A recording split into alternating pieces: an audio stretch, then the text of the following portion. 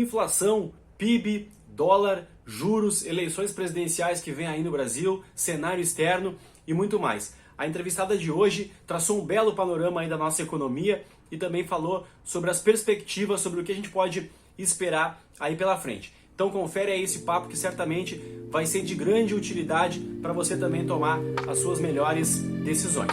Confere lá.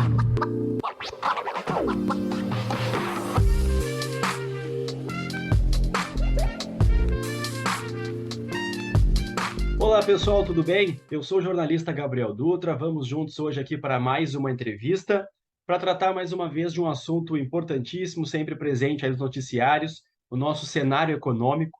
Estamos convivendo aí com alta inflação, os juros caíram lá em 2020, voltaram a subir.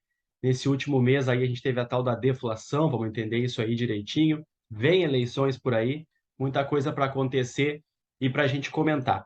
Para falar sobre isso e muito mais, eu recebo hoje aqui a economista e doutora em economia, Patrícia Palermo. Ela também é professora universitária, palestrante e economista-chefe lá da FEComércio RS.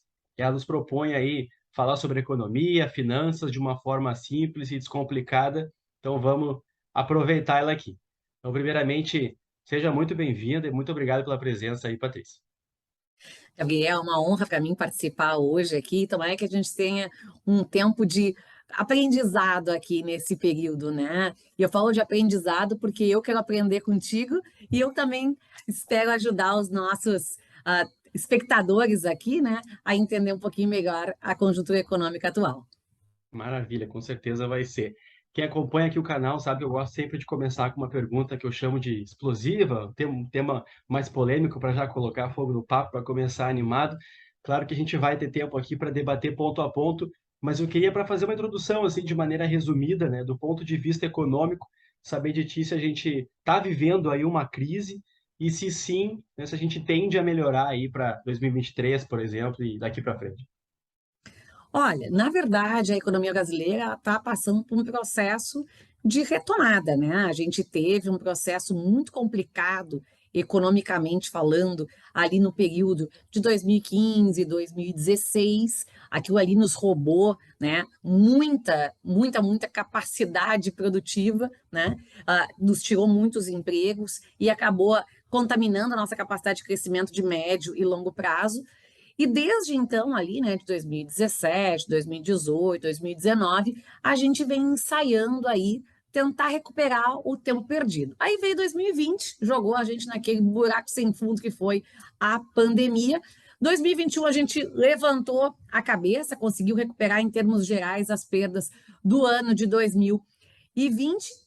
E 2022, que começou com uma expectativa de crescimento bastante baixa, vai terminar o ano com um crescimento bem mais alto que se esperava lá no início do ano. Obviamente, né, que a gente teve aí impulsos fiscais muito relevantes que não vão estar presentes na economia brasileira em 2023. Então, independentemente de quem seja eleito agora, no final desse ano, né, 2023 vai ser um ano desafiador, né? O desafio é a gente crescer. Esse ano a gente vai ter um crescimento da ordem de 2 a 2,5%. Se isso se efetivar, isso vai ser o maior crescimento que a gente vai ter desde 2013, salvo o ano de 2021. Mas a economia brasileira, a gente tem que lembrar disso, né? Ela é uma economia que conta com PIB per capita muito baixo. E há muito tempo o nosso PIB per capita está estagnado, né? Então, a gente precisa crescer muito mais que isso. A gente não pode entregar um crescimento de 2,5% no ano e achar que isso é maravilhoso, até porque as expectativas para o ano que vem são de crescimento ainda muito baixo, né? Crescimento ainda baixo de 1%. Então, elas estão vivendo uma retomada, né? Como eu disse, mas a gente está com uma dificuldade muito grande dessa retomada ganhar tração e a gente modificar essa linha de crescimento que a gente está tendo nos últimos anos, de crescer um pouquinho a cada ano por impulsos conjunturais. A gente tem que fazer, de fato, né, reformas muito profundas que alterem a nossa produtividade, capaz de fazer com que a gente consiga elevar o nosso nível de crescimento, né, para que a gente possa efetivamente deslanchar. Porque a caminhar aos passos que estamos caminhando nos últimos anos, a gente vai demorar muito tempo para chegar em algum lugar. Perfeito. Lembro sempre quem nos acompanha aqui que se inscreva aqui no canal, ative as notificações para ser avisado sempre que o novo vídeo for para o ar. Me segue também lá no Instagram e no Twitter. Os links vão estar aqui na descrição. A gente ouve falar bastante aí sobre a FEComércio, né? Eu te apresentei ali no início, só para a gente situar um pouco mais, para te apresentar um pouco melhor. Eu queria só que tu falasse um pouco mais o que que é aí a Federação de Comércios, de Bens e Serviços, né, do Estado do Rio Grande do Sul. Falar um pouco mais aí sobre o sistema e a tua atuação. Bom, a federação, né, ela é a Federação do Comércio de Bens, Serviços e Turismo aqui do estado do Rio Grande do Sul. Ela representa, né, o conjunto de todos os sindicatos patronais relativos a essas atividades, né? Entre as nossas atividades principais, está em tentar construir um ambiente de negócios melhor aqui no Rio Grande do Sul. Então, a gente batalha muito, né, junto ao governo, por exemplo, para que a gente crie condições legais, né, para que a gente se torne mais competitivos. A gente representa aqui, né, através dos nossos sindicatos, os milhares de empresários aqui do estado do Rio Grande do Sul, né, e a gente é responsável, através dos sindicatos, em fazer uma coisa muito importante, que são as negociações coletivas, e aí a gente busca esse equilíbrio, né, das relações de capital e trabalho para que a gente consiga efetivamente, ao longo do tempo, melhorar as condições de todo mundo dentro da nossa economia. Beleza. Voltando para o cenário, então, indo para o Brasil, né? Uma importante publicação que é sempre a referência, né, para consulta dos economistas aí é o relatório Focus do Banco Central, né? E muito construído também, né, junto com os especialistas do mercado. Ele traz as expectativas, né, do mercado para alguns importantes indicadores de 2022, entre eles, né, IPCA, PIB, dólar e Selic.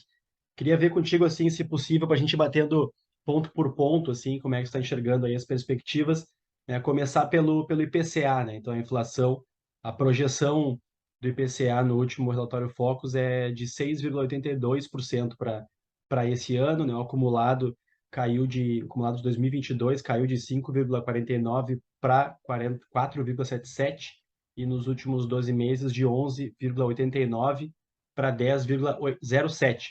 Isso porque aconteceu aquela tal daquela deflação em julho, né, no IPCA. Então, eu queria saber de ti exatamente o que que é essa deflação, o que que isso tem de verdade, o que que foi mesmo no sentido de um recuo na inflação, que tu explicasse mais aí a questão, as perspectivas da inflação, e o que que foi essa deflação que a gente viu aí, talvez entre aspas, né, no mês passado.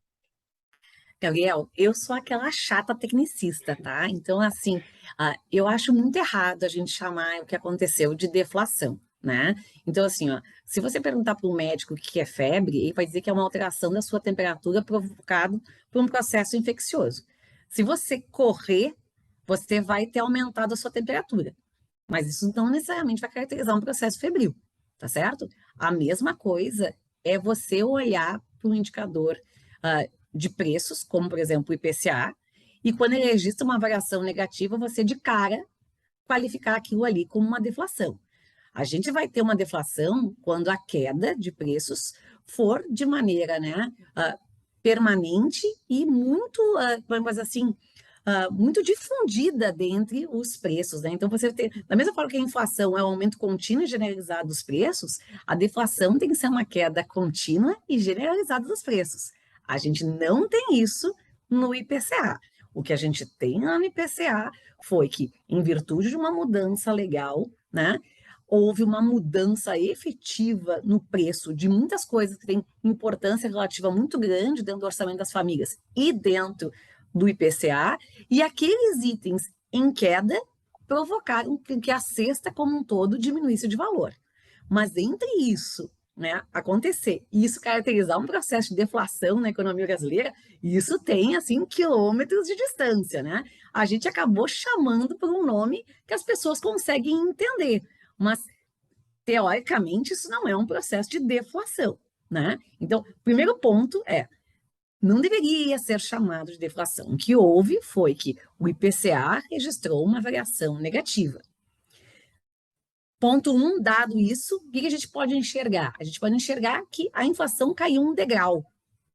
E essa queda no degrau, ela é importante porque ela mexe com coisas que têm muita importância dentro do orçamento das famílias. E quando coisas que as famílias consomem, né, diminuem de valor, você ganha mais espaço dentro do seu orçamento para conseguir consumir outras coisas. Então, isso é uma ótima notícia.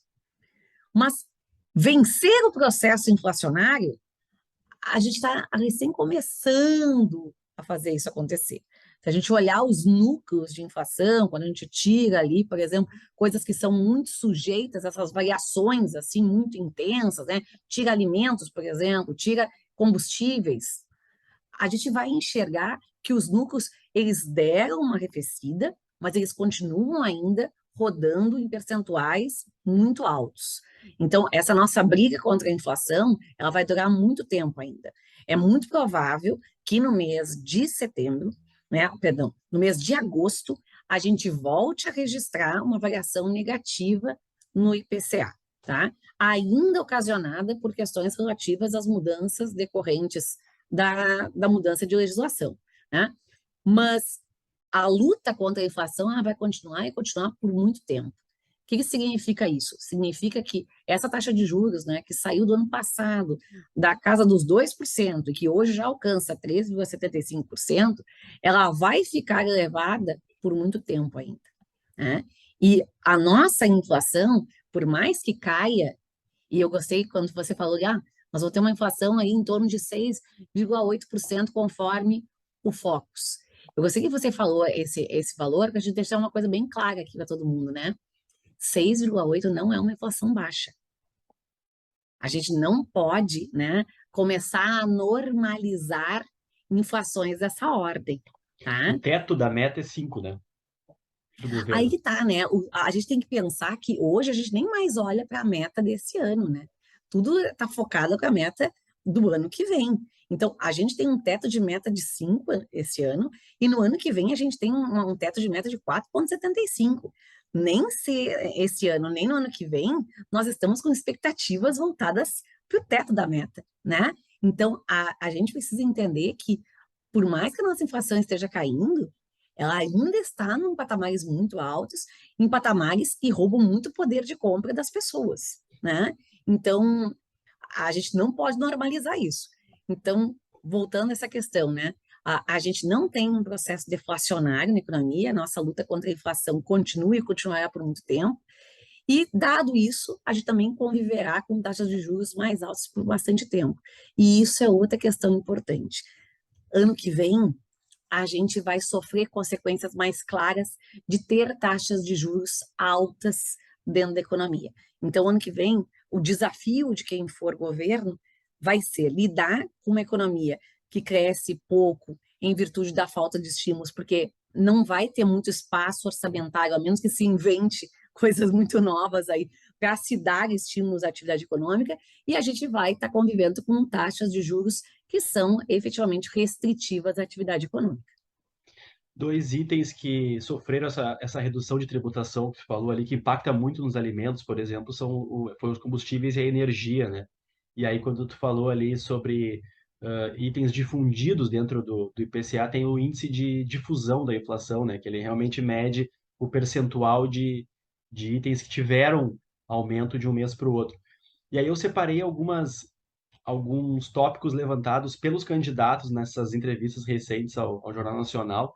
E o Bolsonaro ele disse que a gente teve essa, né, deflação, esse recuo aí no IPCA no último mês, sem nenhuma canetada, sem nada nesse sentido, né? O quanto disso é verdade, se o IPCA teve essa queda justamente por essa redução nos tributos dos combustíveis e da energia. Se a gente olhar o índice de difusão esse último mês foi de 63%. O que significa isso? Que entre os 377 itens que são acompanhados pelo IBGE, 63% deles aumentaram. Se a gente tirasse esses itens que baixaram de preço em virtude das reduções de ICMS provocadas pela mudança de legislação, a gente teria ainda efetivamente inflação no campo positivo, variação no campo positivo. Essa alteração legal, e isso é muito importante, tá? Nós, enquanto Brasil, aprovamos uma nova legislação que diz algo muito relevante para todos nós. Diz o seguinte, olha, energia, combustíveis, telecomunicações, né? Eles não podem ter tributação diferente da alíquota modal.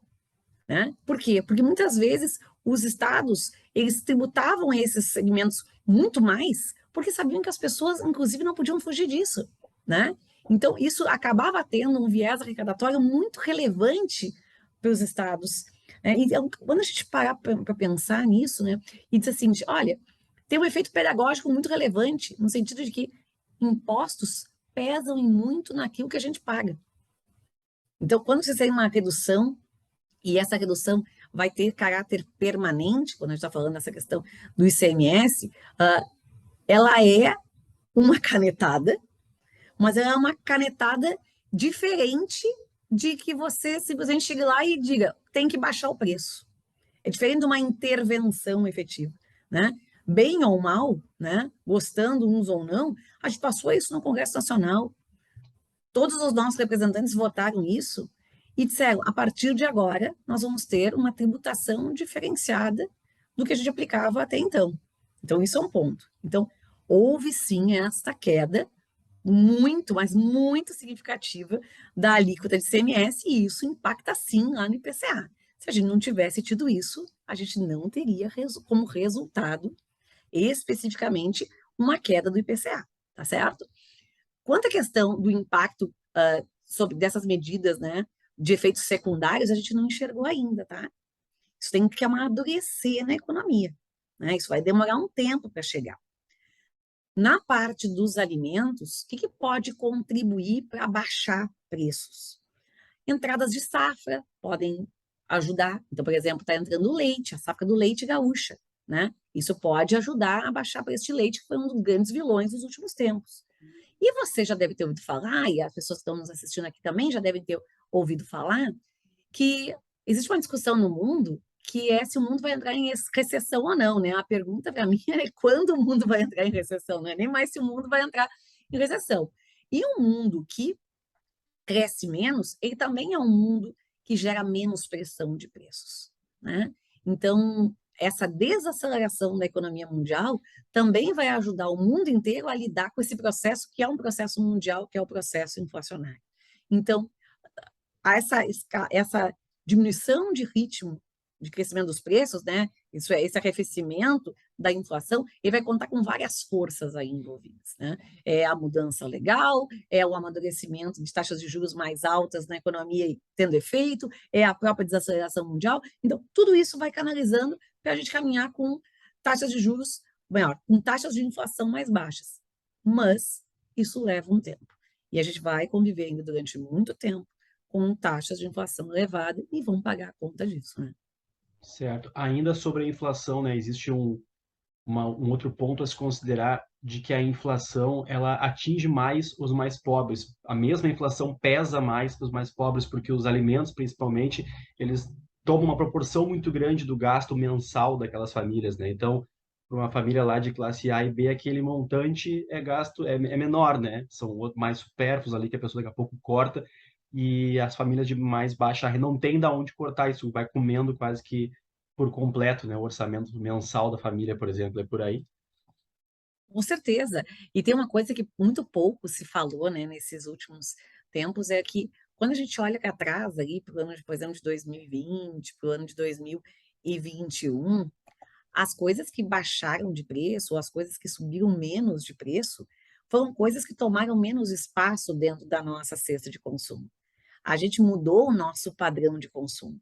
E ao mudar o nosso padrão de consumo, nós acabamos consumindo mais das coisas que mais subiram. E talvez também subiram mais porque a gente consumiu mais, né?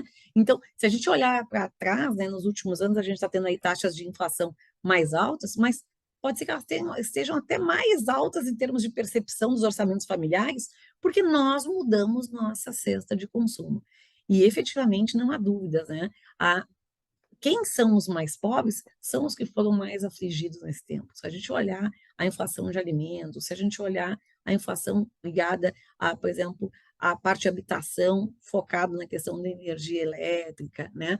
Combustíveis, por mais que às vezes fique chato falar isso, mas lembrar as pessoas, né? Tipo, combustíveis, principalmente quando a gente está falando de gasolina, afeta a classe média alta, né?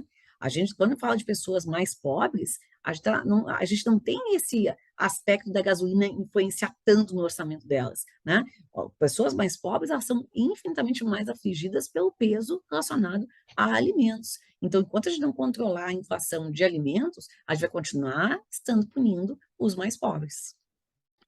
Ainda para fechar o ponto da inflação, ainda pegando esses tópicos que eu selecionei dos presidenciáveis ali, o Ciro Gomes ele também fez uma crítica ao próprio IPCA, né? Disse que não é um bom índice a se medir justamente por essas questões de daqui a pouco um governo vai lá numa véspera de eleição e promove uma redução de tributos ou algo assim, né? Então, como que a gente consegue ver na prática, na realidade, né? Como é que está a inflação? Tem o IGPM lá também, que daqui a pouco ele gira um pouquinho acima, como que a gente consegue ter essa percepção na realidade, assim, a gente simplesmente tenta cortar essas questões e olha mais para o núcleo ali?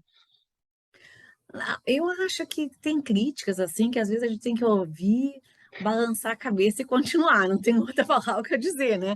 Por exemplo, é óbvio que a nossa inflação é diferente à medida do IPCA, porque a gente tem hábitos de consumo que são hábitos diferentes, né. Então, por exemplo, eu sou casada e tenho uma filha, né, e agora na minha casa tem um cachorro. Então eu tenho hábitos de consumo e despesas cotidianas, né, que são referentes a esse, por exemplo, formato familiar, né? Pessoas que são mais idosas têm outro tipo de comportamento de gastos, né? Pessoas que moram em certas regiões têm diferentes de outras regiões. Então, a gente vai cada um tendo, né, particularidades muito específicas. Mas quando a gente monta um índice, a ideia não é representar a mim ou a você especificamente, mas é ter uma representação média que seja razoável, né? Então, a metodologia que está por trás do IPCA, ela traz justamente isso, né. Então, você gostando ou não, né, da medida, ela sendo populista ou não, houve de fato uma redução do preço da gasolina, ponto. Se você andar pelas ruas, você vai olhar nos postos de gasolina, você vai ver que tem, ah, preços por litro de gasolina bem mais baixos do que a gente operava há 1, 2 meses atrás. E isso vai se refletir no indicador, mas também se refletiu no teu orçamento. Então, a menos que você não seja alguém que consuma gasolina, você sentiu essa redução do preço da gasolina, em maior ou menor medida, dependendo de quanto você gasta em gasolina por mês. Então, eu acho que às vezes essas críticas são críticas que a gente muito pouco pode se aproveitar delas, né? Porque, tipo, ok, e qual é a alternativa que é sugerida, né? Qual é a alternativa que é sugerida? Nós temos outros indicadores, nós temos o INPC, que vai pegar o comportamento de consumo de famílias de 1 a 5 salários mínimos. Se você for para o IGPM, ele deixa de ser um indicador de preço ao consumidor e passa a ser um indicador de preços muito mais, como diz o nome, geral, né? Ele vai pegar uma parte lá de preços ao produtor, ele vai pegar parte de preços da construção civil, ele vai pegar preços ao consumidor. E eu vou dizer para você, acho que quem quer representar tudo, muito pouco representa de alguma coisa, né? Então, eu acho que as metodologias que a gente tem para IPCA, para INPC, elas são adequadas, elas se bastam para aquilo que elas servem, né, para aquilo que elas se prestam a ser, né, elas se bastam. O que que a gente poderia única e exclusivamente criticar? Que essa reestruturação da cesta de consumo fosse feita com menor período de tempo.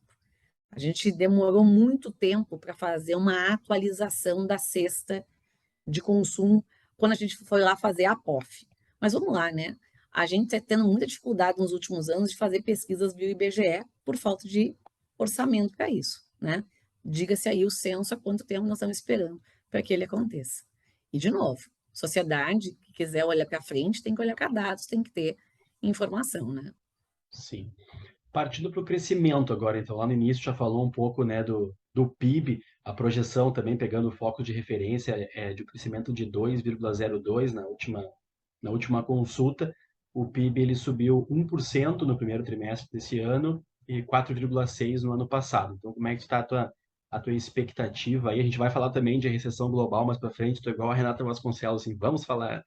Mas, falando de Brasil agora, qual é a tua expectativa aí para o crescimento desse ano? Olha, a gente cresceu muito no primeiro trimestre do ano, né? Quando a gente olha para 1%, né? Para alguém que está nos ouvindo aqui, né? Fala assim, pá, mas 1%, ela está empolgada com 1%. Cara, se todo trimestre a gente crescesse 1%, no ano a gente crescia 4,06%, né? Porque isso é 1% em cima de 1%, em cima de 1%, em cima de 1%, né?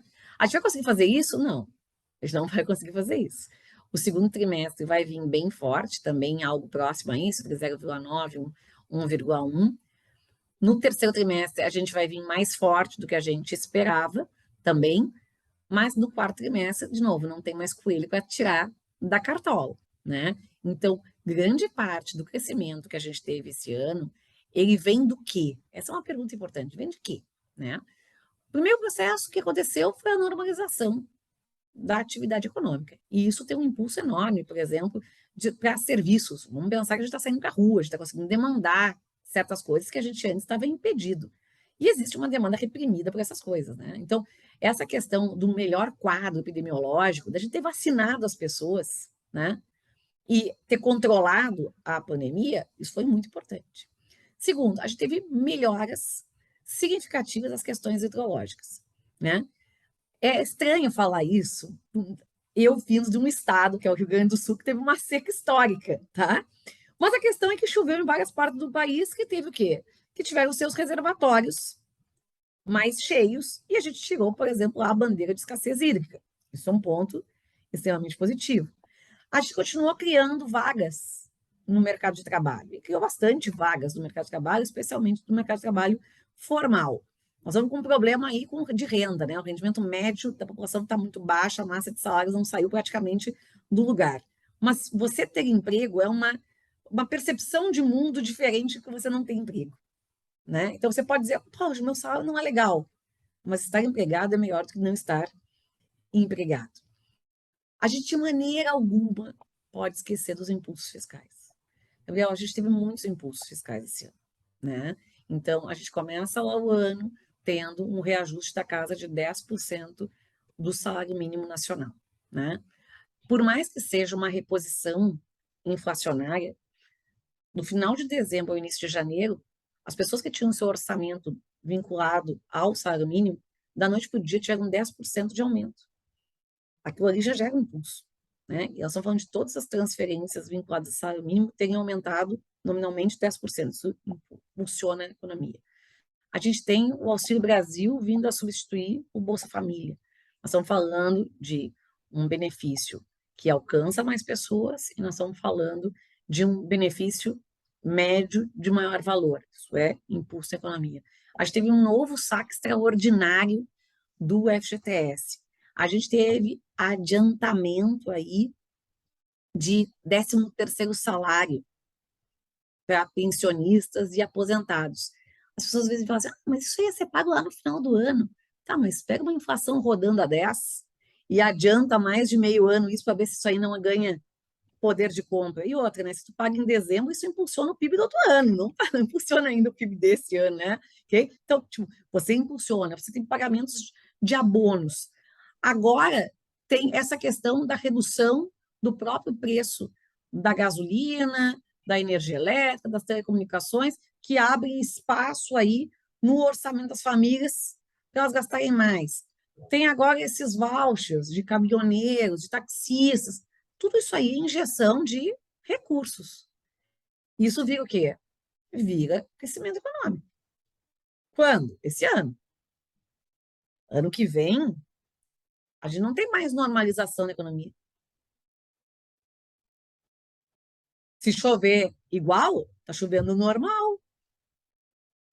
Quem já está empregado, já está empregado. A gente crescendo menos, não gera mais tanto emprego. E depois, de novo, não tem mais tanto impulso fiscal. Então, tipo, esse ano a gente cresce muito motivado com esses eventos que são muitos de natureza extraordinária, entende? Ok? Então, é extraordinário a gente voltar à normalidade. Por quê? Porque a gente está passando de uma base para outra. Agora, no ano que vem, não vai ter isso, né? Isso não é um efeito de tendência, né? Foi simplesmente mudando de nível, né? Então, o crescimento econômico desse ano, ele é um crescimento econômico que tem esses impulsos e ele se justifica, ele se explica, em grande parte, por esses impulsos. E tem entraves também, né? Se a gente não tivesse uma inflação tão alta, a gente estaria melhor. Se não tivesse juros tão altos, a gente estaria melhor. Se a gente não tivesse tamanha incerteza, a gente estaria melhor, né? Mas essas são as nossas circunstâncias, né? A dúvida é 2023, 2024. Aliás, eu vou até dizer, 2023 não é tanta dúvida, né? Porque 2023 está muito desenhado já desde agora, né? Mas 2024 para frente, não se sabe muito bem o que vai acontecer, né? Seguindo na questão dos tópicos levantados ali pelos presidenciáveis, e ainda falando sobre crescimento, né? O Lula, quando perguntado sobre o que ele iria fazer, ele trouxe alguns pontos do antigo governo dele, falou que ele equilibrou contas públicas, trouxe a inflação para a meta, entregou crescimento e que, se eleito, ele ainda vai turbinar as questões sociais e fazer esse crescimento ser entregue de maneira maior ainda, né? Só que falou muito pouco de como fazer isso, né? Então eu queria saber de ti, o que que tu viu aí de efetivo e de praticável nisso tudo que ele prometeu. Quando a gente olha, né, para o governo Lula, o primeiro governo Lula, a gente precisa ser muito justo, assim, ele efetivamente ele fez uma boa entrega, né? E por que ele fez uma boa entrega? Porque ele não foi disruptivo. Ele continuou aquilo que já estava sendo feito ao longo do governo Fernando Henrique. Quando a gente olha para a economia a médio e longo prazo, o que que é importante a gente ter claro, né? Que é importante a gente ter, obviamente, um ambiente macroeconômico positivo, e naquele momento a gente vivia um tempo de mundo, em termos de crescimento econômico, muito positivo e favorável à economia brasileira, e nós estávamos aqui amadurecendo as nossas reformas. Então, a gente colheu muitos frutos que foram plantados num passado que, naquele momento ali, era recente, né? Daqui por diante, a história é outra. O mundo vive outro momento e a gente está há muito tempo sem fazer reformas. A gente tem que ser justo, a gente fez reformas relevantes recentemente, aí, como a reforma da Previdência, a gente fez a reforma trabalhista, mas a gente precisa continuar avançando, né? E para fazer reformas, a gente precisa acreditar nelas. A gente não pode mais ter esses crescimentos de curtíssimo prazo, esses crescimentos que acontecem porque a gente dá aqueles impulsos, aqueles cutucões para a economia caminhar. E aí a gente precisa fazer reformas poderosas, reformas eficientes, né? E isso muitas vezes é difícil quando você não acredita nisso. Então, o grande desafio do Lula é fazer isso que ele diz que ele vai fazer, dado que para fazer isso a gente precisa fazer reformas que ele não parece acreditar, né? Então, a gente precisa fazer reforma tributária no Brasil, a gente precisa fazer reforma administrativa no Brasil, a gente precisa abrir a economia. Então, isso tudo são pautas caras ao PT, são pautas caras ao governo Lula, né? E se ele quiser fazer com que o Brasil engate aí em termos de crescimento econômico, ele tem que fazer. A pergunta ele fará? Não sei. O mundo não vai empurrar o Brasil como empurrou daquela vez. A situação econômico-financeira do Brasil não é a mesma daquele tempo. E aí, como é que vai ser, né? É, vai ser, vai ser diferente governar agora. Se ele ganhar, vai ser diferente governar agora. Mais desafiador. Partindo para um próximo ponto, então, né, que é o dólar, e o câmbio do dólar é mais uma variável que afeta e muito aí a inflação, né? Também ainda pelo Focus, ali o terceiro ponto que a gente comentou do Focus, a projeção é dólar em 5,20 no final desse ano e agora está ali 5,9, 5,10 mais ou menos. E a gente fala de dólar subindo, né? Mas a realidade é que o que desvaloriza é o real, né? Não é o dólar que sobe. Eu queria saber de ti quais são os principais fatores que fazem, né, o dólar subir ou cair aqui no Brasil, se a estabilidade política é uma delas e se a expectativa é essa mesmo, de ficar ali pelos 5,20 até o final do ano.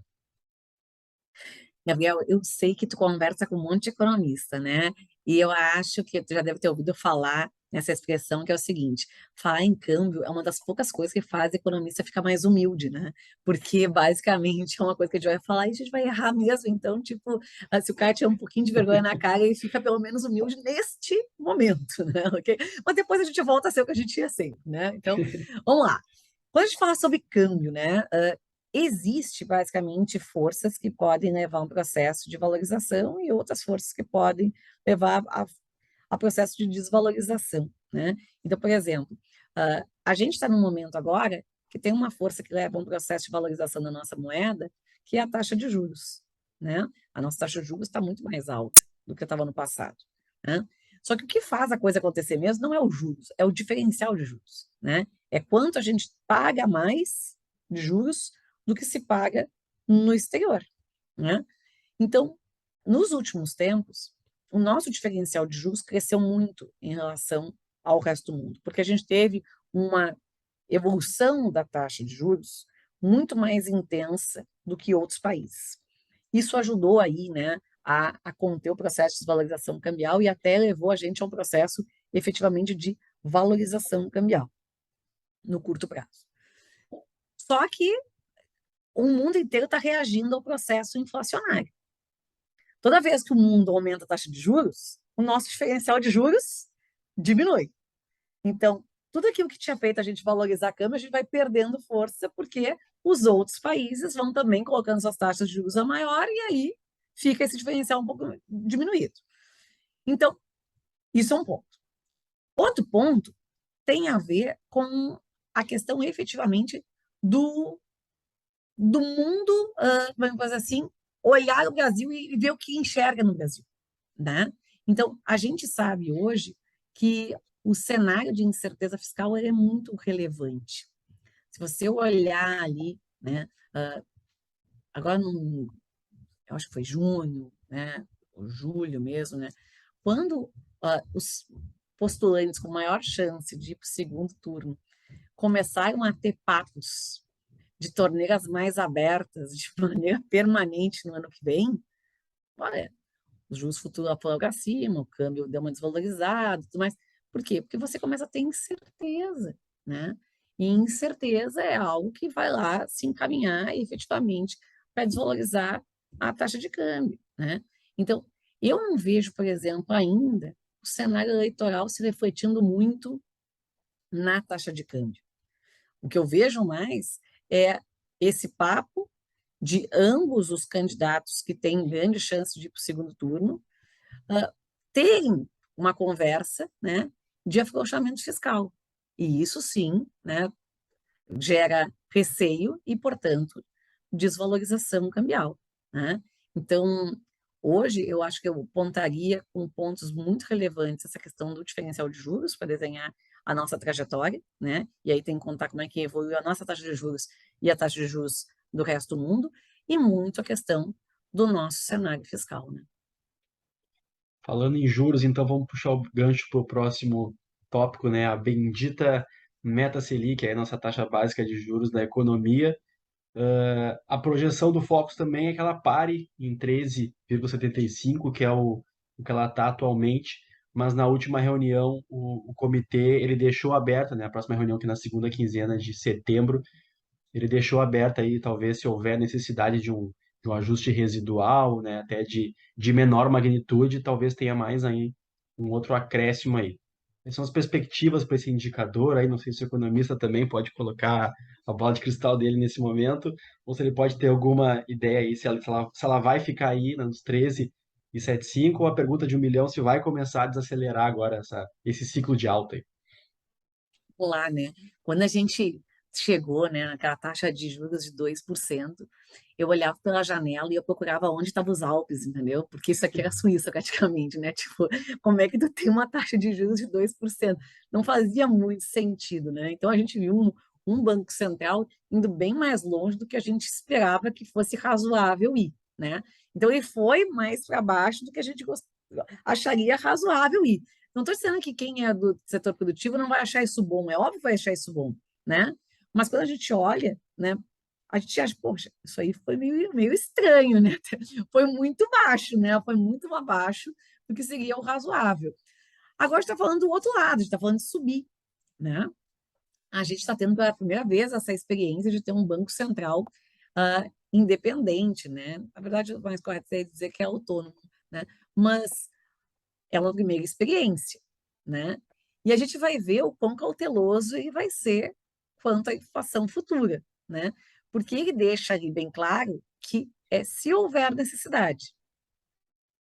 A questão é que são os membros que, de uma maneira subjetiva, até certo ponto, vão definir quão necessário será, né? Porque o aperto foi muito grande, num espaço de tempo muito curto. Isso gera um choque relevante, né? É indiscutível, né, que essas medidas de ordem legal, elas diminuíram a taxa de inflação, mas os núcleos também desaceleraram, né? Então, a gente já começa a ver algum tipo de efeito da política monetária. A gente tem uma desaceleração da economia mundial cada vez mais real, né? E isso vai ter efeito efetivamente sobre preços. Então, o que a gente vai ver, na verdade, é o quão cauteloso o, ou quão compromissado de fato é o Banco Central com esse negócio de controlar a inflação e quanto ele vai estar disposto a penalizar crescimento para fazer com que essa inflação chegue efetivamente lá na sua meta, né? Então, se eles acreditarem minimamente que os 13,75 são razoáveis, eu acho que eles não vão ter muito medo de pagar nos 13,75, entendeu? Então, se tiver uma crença mínima ali de que 13,75 é o suficiente, eles vão ficar em 13,75. Depois Mas que a gente pode ser que chegou. aumente mais um pouquinho, mas acho que não passa muito disso, entende? Uhum. Depois que a gente chegou nos dois lá, acho que teve umas 4 ou 5 reuniões de manutenção, né? E depois já começou a retomada. Eu vejo muitas pessoas falando que, pelo menos nisso, o Brasil correu na frente, começou a sua elevação na frente do mundo, dos Estados Unidos, por exemplo, que agora também está se vendo aí as voltas com a inflação. Tu acha que nesse ponto também, pelo menos, a gente saltou na frente e começou a promover a elevação antes dos outros? Acho que não. Acho que não. Acho que a gente ficou ali com uma taxa de juros mais baixa do que deveria se estivesse olhando só para a inflação de fato, né? Ok? Mas naquele momento tinha tanta incerteza que também é muito fácil, né? Você dizer como um avião tinha que ter sido pilotado olhando o chão, né? Então, tipo assim, quem está lá tem que tomar decisões, né? Mas eu acho que eles atrasaram um pouco. Eu acho que eles, na esperança de fazer a economia dar uma ativada, eles foram lenientes, né, com esse processo de inflacionário que estava vindo, né? Então, eu acho que a reação ela tinha que ter sido um pouco antecipada do que foi, né? Então, a gente reagiu antes do que outros países, mas se a gente olhasse de fato, a gente talvez tenha ido longe demais do baixar e a gente atrasou, nem que seja um pouco, essa elevação, entende? Então, a gente testou coisas que nos cobraram um preço, né? Quanto mais tempo você ficar com uma taxa de juros muito baixa, maior vai ser, né, a necessidade de elevação e de permanência dessa taxa de juros para tentar corrigir esse problema ocorrido ali no passado. A gente teve essa queda nos juros ali, né, no contexto da pandemia, e eu queria saber de ti também, assim, no geral, assim, num todo, do ponto de vista econômico, assim, como é que tu viu a condução, do ponto de vista mais econômico, dos governos, na pandemia, né, comparando os governos do exterior com aqui o governo brasileiro, né, esse equilíbrio entre a saúde pública, preservar as vidas, também não deixar a economia ir para o brejo ali, como é que tu viu as medidas como um todo, assim, nesse período que a gente passou? Olha, eu vou dizer o seguinte: a gente nunca experimentou na história algo como a gente experimentou durante a pandemia, tá? Foram trilhões de dólares jogados na economia num espaço de tempo muito curto. As políticas fiscais e monetárias, elas foram, assim, icônicas em termos históricos, assim, quando a gente está falando de ações de fato, né? E se a gente observar, não houve um movimento coordenado entre os países, mas houve um movimento sincronizado entre as ações dos países, né? Então a gente olha primeiro todo mundo com políticas fiscais e monetárias muito afrouxadas, né? Então, é muito estímulo fiscal, é redução de juros, é aumento de liquidez na economia, assim. Então, você vê todo mundo juntos fazendo isso. Depois você vê as economias todas recuperando lá o famoso recuperação em V, tá certo? E agora a gente vê todo mundo dando um passo para trás e tirando os estímulos ao mesmo tempo, né? Isso tudo leva a gente para a situação econômica que a gente está hoje, né? É o mundo inteiro vivendo um processo inflacionário, é o mundo inteiro com dificuldade de fazer com que essa sua retomada, né, permaneça. Então, a gente vê as economias aí perdendo fôlego, né? E quando a gente olha aqui no Brasil, eu acho que tiveram medidas muito acertadas mesmo, assim, e que até me surpreende, né, que no ano eleitoral não tenha se falado mais nisso até, né? Aquele programa em que a gente possibilitou que as empresas reduzissem jornada de trabalho, que a gente propiciou que as empresas fizessem a suspensão de contratos. Aquilo evitou a destruição em massa de empregos formais no Brasil. Aquilo evitou que várias empresas tivessem desencaixes absurdos dentro da economia brasileira, que fizessem elas não serem capazes, às vezes, de se reerguer ou que a gente criasse passivos trabalhistas impagáveis. Aquilo ali foi muito bem feito, né? Do ponto de vista econômico.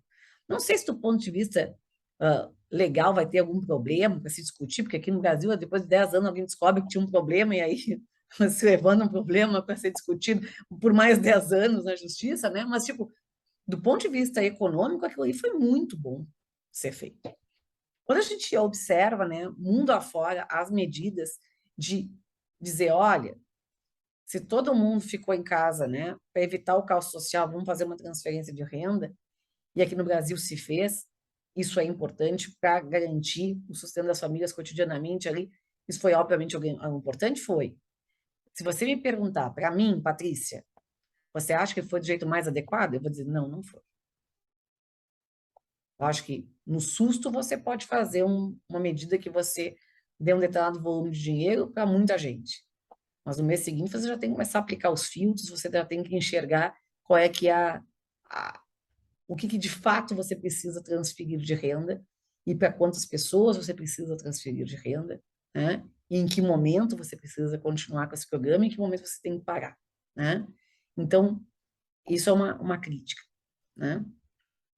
Acho que a gente teve algumas medidas ali de caráter tributário, de fazer com que as empresas pudessem fazer recolhimentos de tributos de maneira postergada também ajudou. Então, assim, de maneira geral, do ponto de vista econômico, eu acho que a gente teve vários pontos positivos aqui dentro da economia brasileira, né? O que eu acho que foi a nossa grande falha, né? A gente podia ter vacinado antes, porque a gente vacinou. A gente tem uma sociedade que é muito adepta ao vacinar, né? A gente cresceu vendo o Zé Gotinha, tá certo?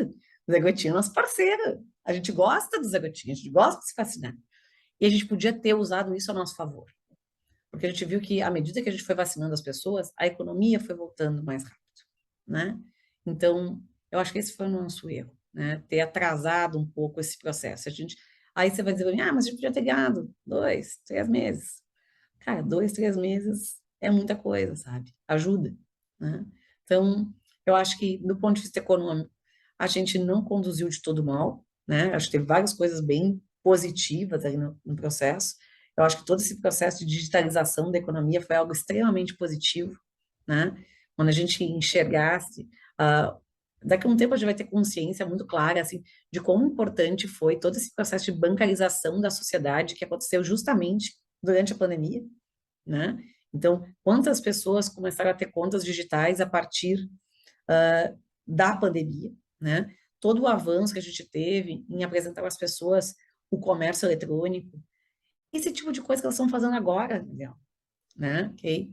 Como fazer uma entrevista em que você está aí na sua casa, eu estou aqui no meu lugar de trabalho e a gente está fazendo normalmente algo que você precisaria vir no passado aqui, sentado do meu lado, se locomover para cá. Então, assim, Eu acho que a condução do governo teve seus pontos positivos, a pandemia gerou aprendizados para a sociedade que foram positivos, que nem eu te falei, né, aqui, nessa questão da inclusão da bancarização, da questão do comércio digital, dessa questão da gente poder fazer cada vez mais reuniões tipo essa, que eu acho que reduzem custos enormes de transporte, todo o resto, mas obviamente, né, se a gente for olhar em termos gerais, a gente perdeu muito com a pandemia, perdeu muito, né?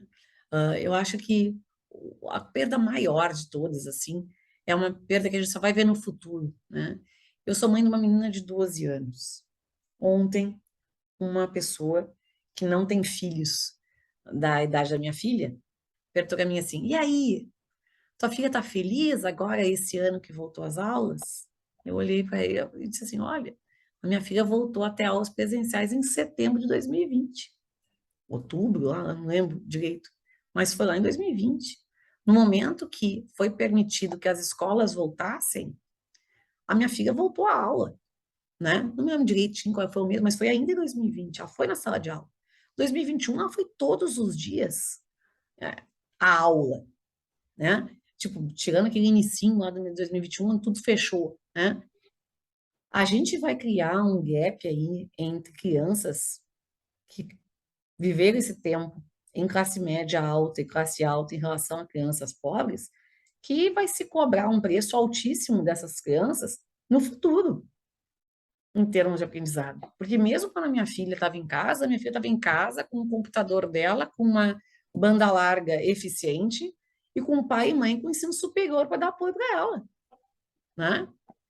E as crianças que ficaram em casa tentando assistir aula que às vezes nem existia num celular que tinha que ir na rua para tentar pegar um Wi-Fi de algum lugar, né? Então, como é que se faz com isso? Né? Como é que se faz? Né? Quantos negócios se deterioraram nesse tempo? Né? Quantos, quantos, quanta gente, né, perdeu emprego nesse período? Então, eu acho que é muito danoso. As políticas públicas mesmo, né? Quantos gastos a gente criou nesse tempo, né? Tentando amenizar um problema que se a economia tivesse funcionando efetivamente, normalmente, poderiam ser encaminhados para outras finalidades, né? Então, tipo, Sim.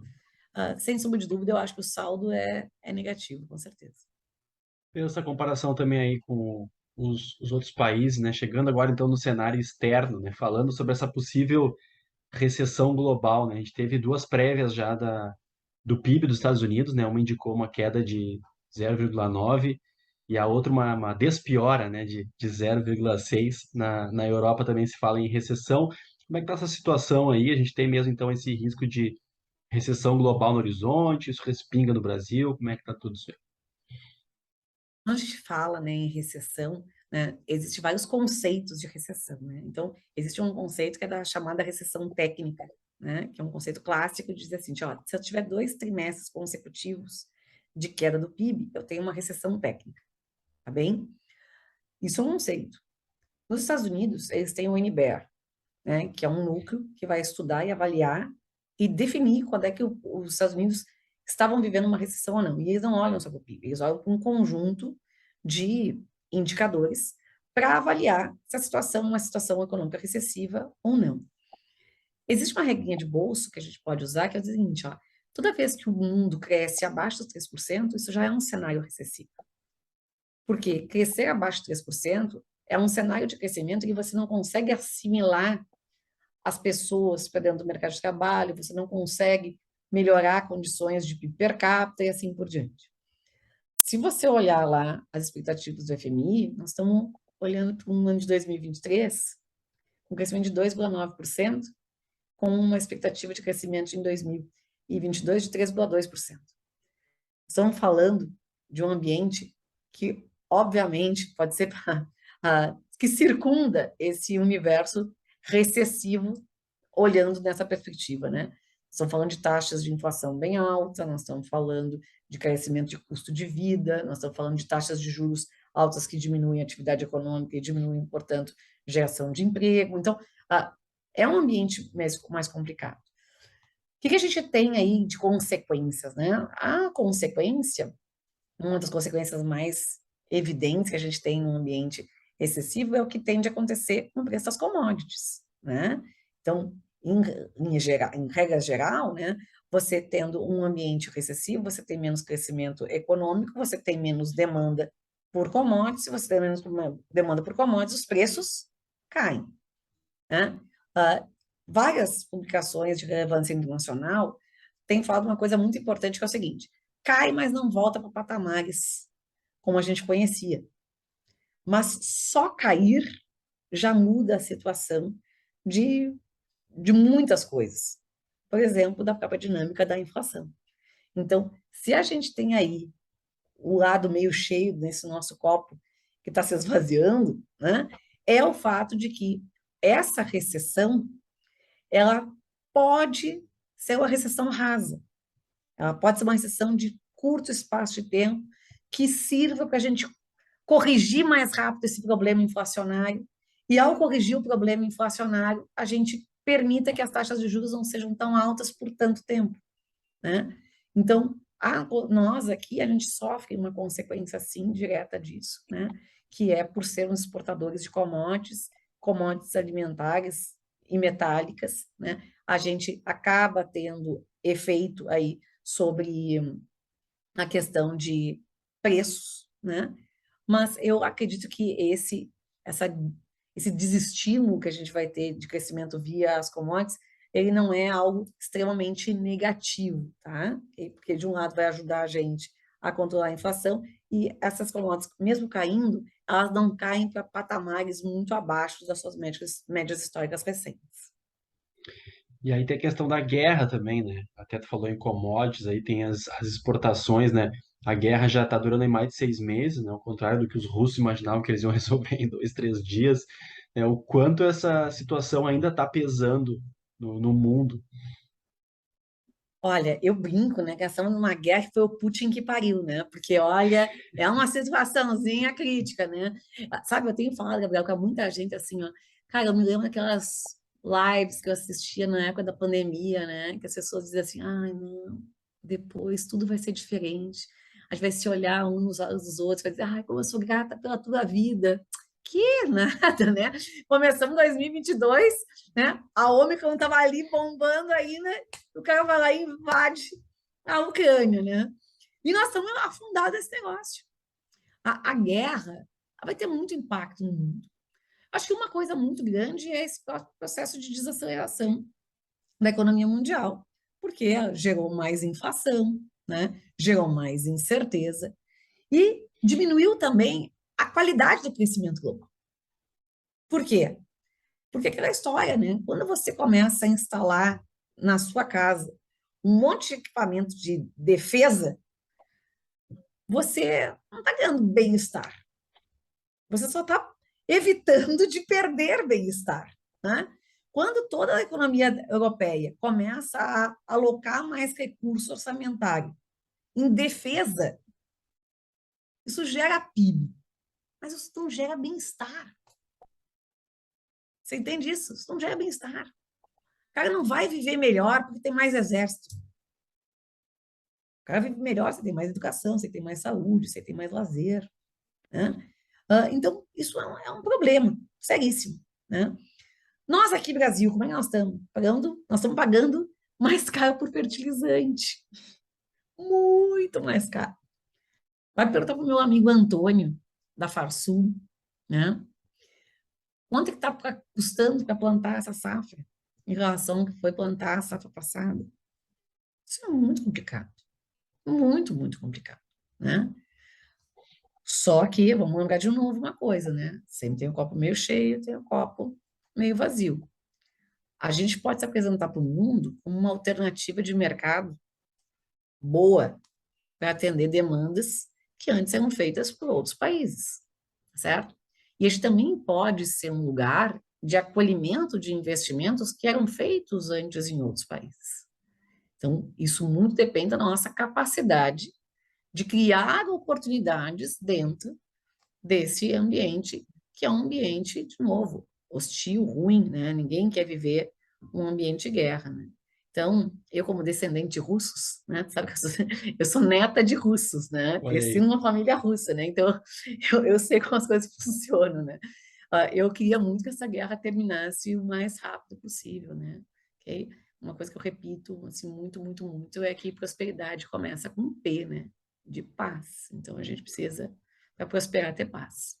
Engraçado, né? Tu falou sobre o orçamento destinado à defesa, né? Muito tem se falado já também o quanto essa parcela de financiamento da guerra, defesa, tem crescido no orçamento dos países, né? Que era algo que era muito grande lá na época da Segunda Guerra, depois vem a ONU, a coisa se estabiliza, assim, no sentido da paz, e hoje os países estão muito com medo um dos outros, questão nuclear agora, então essas parcelas do orçamento da defesa, da guerra, está aumentando no gasto dos países e é algo que não gera crescimento, como tu falou, não gera bem-estar, né? Eu brinco, né? É muito melhor construir piscina do que cerca em casa, né? Então as pessoas vão ser muito mais felizes, né? Então, quanto mais a gente gasta em defesa, e, e por que gasta em defesa, né? Porque tem que se defender, né? Porque precisa se defender. Porque uma sociedade não consegue crescer com medo. É uma pena muito grande, né? É uma pena que a gente enxergue no nosso tempo, depois dessa tragédia que foi a Covid, que ceifou tantas vidas, embarcar numa guerra. É muito triste. É muito triste. Eu acho que, como ser humano, a gente tem que se sentir devastado com uma ação dessas, né? Não tem como sentir diferente.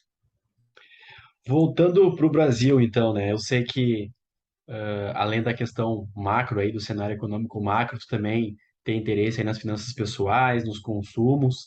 Sempre que eu tenho economista aqui, eu aproveito para ouvir a opinião deles a respeito dessa questão também, que é a educação financeira, né? Um tema que teve bastante polêmica aí nesse ano, sobre a inserção da educação financeira, por exemplo, nas escolas, principalmente na rede pública, como se a educação financeira fosse algo aí das classes altas, dos Faria Limers, quando na verdade quem mais sofre aí com a falta de educação financeira são as classes mais baixas, né? Então, eu queria te ouvir aí a respeito desse tema.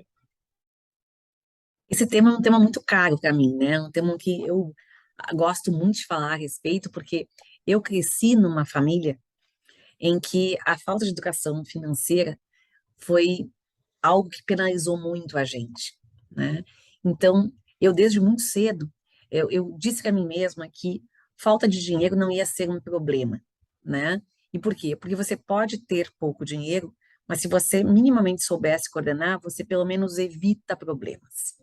Hoje, para você ter uma ideia, né, no meu intervalo de almoço ali, eu sentei com alguns colegas meus e tinha uma pessoa que estava fazendo faculdade e que estava fazendo um estágio aqui conosco, estava tendo a primeira experiência de uso do cartão de crédito. E, de repente, ele larga a seguinte frase: eu não tenho a menor ideia de como é que isso funciona, porque eu simplesmente ganhei um cartão de crédito e eu usei ele pela primeira vez. Vocês podem me explicar como é que funciona esse esquema de limite? Então, olha só, ele primeiro ganhou o cartão de crédito e depois ele foi perguntar para a gente como é que funciona esse esquema de limite, né? Agora imagina com quantas e quantas pessoas isso acontece, né? Então, a gente está falando de que, há um tempo atrás, basicamente, a gente tinha um grande desafio que era tentar viver com o dinheiro que a gente tinha na mão. Só que a gente enxergava quando esse dinheiro acabava. Quando a gente leva, né, toda a economia para o digital, né, e quando eu estou falando aqui, principalmente para meios de pagamento que são digital, quando a gente começa a usar do crédito, quando a gente começa a ter fluxos de caixa muito mais complexos do que a gente tinha no passado, isso pode ser extremamente perigoso quando as pessoas não estiverem dotadas minimamente de conhecimento, de informação. E isso pode levar muitas pessoas, ali no início da sua vida, a já terem problemas financeiros bastante relevantes que podem impedir elas ainda de irem mais longe nas suas vidas, ainda no início ali, né? Então, eu acho que a gente precisa educar as pessoas desde cedo a entenderem que renda a gente recebe do nosso trabalho, renda a gente recebe das nossas aplicações financeiras, renda a gente recebe de aluguéis que a gente tem, né, a receber. Mas crédito não cria renda. Crédito antecipa a renda. Então, toda vez que a gente usa do crédito, a gente está comprometendo renda futura. Então, toda vez que você toma crédito, você está dizendo para o seu eu do futuro lá se virar para pagar o que vai acontecer. E se a situação lá na frente piorar, ela vai ter que arcar com a sua condição presente e ainda com dívidas que foram assumidas no passado. A gente tem que explicar para as pessoas o que são os juros compostos, que é o chamado juros sobre juros, que são horríveis para a dinâmica das dívidas, mas eles podem ser poderosíssimos para a formação de poupança, né? A gente pode explicar essas coisas para as pessoas. A gente pode dizer para as pessoas que não poder comprar alguma coisa pode ser uma situação temporária e que não tem problema. Mas para isso a gente tem que começar a aprender, ensinar para as crianças desde pequeno. Tem várias coisas que eu posso comprar para minha filha, mas eu não compro. E sabe por quê? Porque ela tem que entender que, às vezes, não dá para comprar, porque você tem outras prioridades na frente, né? Então, você tem que explicar para uma criança o esforço que você faz para gerar aquele recurso que você vai gastar com alguma coisa. Para a gente também consumir, né, a renda que a gente tem de forma mais consciente. A gente gasta muito tempo, Gabriel, para tentar ganhar dinheiro. E a gente gasta muito pouco tempo cuidando do dinheiro que a gente tem. A gente muitas vezes não sabe aonde a gente gastou. Como isso? Como isso? Então, aprender a se planejar, aprender a formar objetivos, aprender a formar poupança, aprender a usar o crédito de maneira adequada, entender que existe tipos de crédito diferentes para diferentes finalidades. Isso tudo faz a gente viver melhor. Sabe por quê? Porque a maior parte das pessoas não precisa ser milionário para viver bem. A gente precisa ter tranquilidade financeira. E o que é ter tranquilidade financeira? É não viver num aperto constante, porque isso rouba energia para a gente fazer um bando de coisa. E se a gente puder aprender isso na escola desde cedo, seria maravilhoso. Eu brinco, né? A gente aprende como é que os crustáceos se reproduzem, tá certo? E a gente não entende, né? Como é que a gente vai... A importância de pagar uma fatura de cartão de crédito em dia. E a pergunta, quantas vezes esse fato se repete na sua vida? Né? Então, tipo, a gente tem que entender melhor os impostos que a gente paga, a gente tem que entender melhor os custos que estão envolvidos em cada transação que a gente faz. A gente tem que entender a importância, né, de poupar para a gente conseguir atingir objetivos financeiros mais rápido. A gente tem que entender os riscos que estão associados a cada aplicação que a gente faz, né? E isso não é um direito de só quem tem mais renda. Isso é um direito de todo mundo, né? Só que a, a gente não pode ter essa visão de que evitar que as pessoas aprendam, sabe? Tipo, não pode, muito pelo contrário, né? Eu sempre digo, né? A gente cuida muito mais para estacionar um carro numa garagem estreita do que numa garagem larga. Quando uma pessoa pobre erra a mão, ela se prejudica infinitamente mais do que quando uma pessoa rica erra a mão em termos de consumo, né? Então, essa pessoa tem que ser muito mais coordenada, essa pessoa tem que entender muito mais o que está fazendo, né? Então, a gente, justamente, é lá nas escolas públicas que a gente tinha que ter muito mais, cuidado em explicar coisas que são mais úteis para a vida cotidiana, sabe? E a vida cotidiana que eu estou falando é isso, é lidar, por exemplo, com o dinheiro, é entender como é que as coisas desse mundo que a gente participa, gostando dele ou não, né, exigem da gente. Perfeito. Paty, eu quero te agradecer imensamente aí pela tua participação, pelo teu tempo aí, por toda a atenção aqui no canal. Deixar à vontade aí se quiser comentar mais algum tema que tu acha importante que a gente não abordou. Deixar livre aí para tu também dar teus contatos, falar tuas arrobas aí das redes sociais, para o pessoal te encontrar lá, acompanhar teu trabalho e conferir teus conteúdos também. Gabriel, eu gostei muito aqui da nossa conversa, uma conversa muito ampla, que a gente passou por vários assuntos aqui, né? A gente tinha que conversar meia hora, 40 minutos, isso demorou bem mais tempo, porque o papo foi bom, né? Ok? Então, eu agradeço muito, assim, a tua confiança em me entrevistar hoje aqui. Tomara que a gente repita em outros momentos, tomara que as histórias que eu possa contar em termos de crescimento econômico sejam melhores no futuro próximo aí. E eu convido as pessoas que quiserem, né, a me seguir nas redes sociais, me sigam lá no @pati.palermo no Instagram e no LinkedIn, no Patrícia Palermo. É um prazer participar aqui contigo, mais uma vez eu repito isso para ti, e sinta-se à vontade para me convidar mais vezes, tá bem? Maravilha, convidarei.